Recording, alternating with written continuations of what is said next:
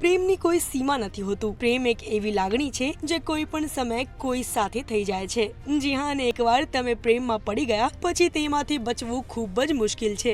રાજસ્થાનના એક યુવકને એક મશીન સાથે પ્રેમ થઈ ગયો।